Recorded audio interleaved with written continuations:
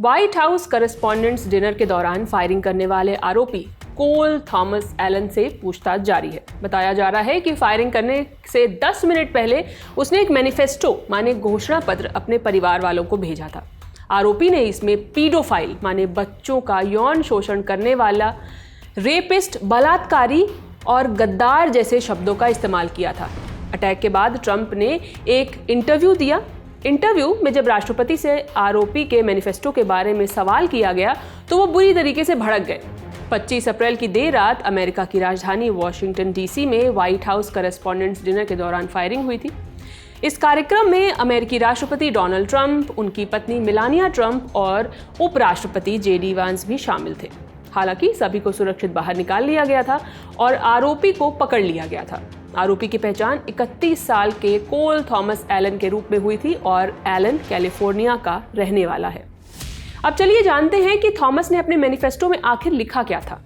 India today की report के मुताबिक कोल थॉमस एलन ने फायरिंग करने से पहले कथित तौर पर एक मैनिफेस्टो अपने परिवार वालों को भेजा था।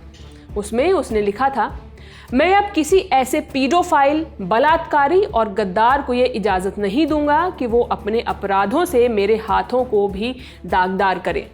इस मैनिफेस्टो में उसने किसी भी अधिकारी या खुद ट्रंप का नाम विशेष रूप से नहीं लिया था। अटैक के बाद डोनाल्ड ट्रंप ने एक इंटरव्यू दिया जिसमें उन्होंने उस मैनिफेस्टो पर बात करी।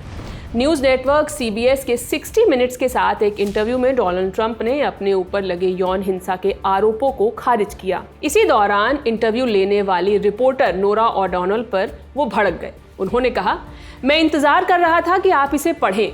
हाँ, उसने वो लिखा था। आपको पता है क्या कि आप बहुत बुरी हैं। मैं कोई बलात्कारी नहीं हूँ। मैंने वो मैनिफेस्टो पढ़ा है। आपको पता है वो एक बीमार आदमी है। आपको उसे नहीं पढ़ना चाहिए था। जब नोरा ने आगे पूछा कि क्या ट्रंप को लगता है कि वो संदिग्ध उन्हीं के बारे में बात कर रहा था, तो ट्रंप ऑफेंड हो गए।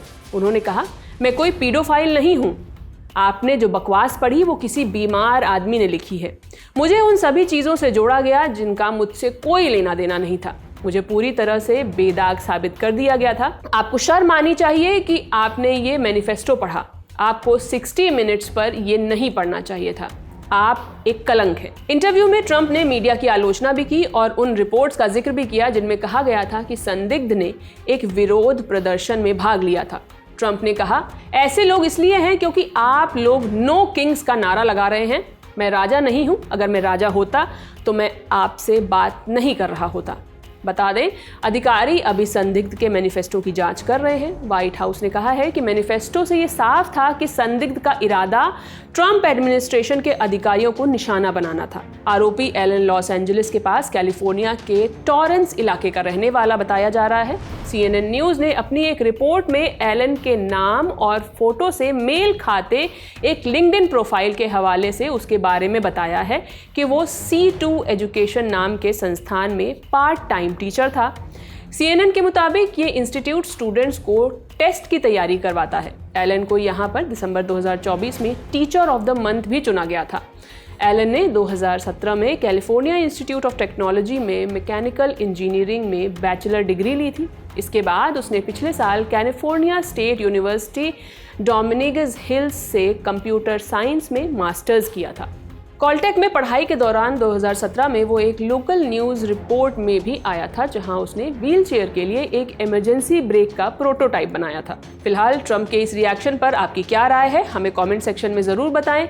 खबर लिखिए मेरे साथी अर्पित कटियार ने। मैं हूं शिवानी। बने रहिए द लल्लन टॉप के साथ। शुक्रिया।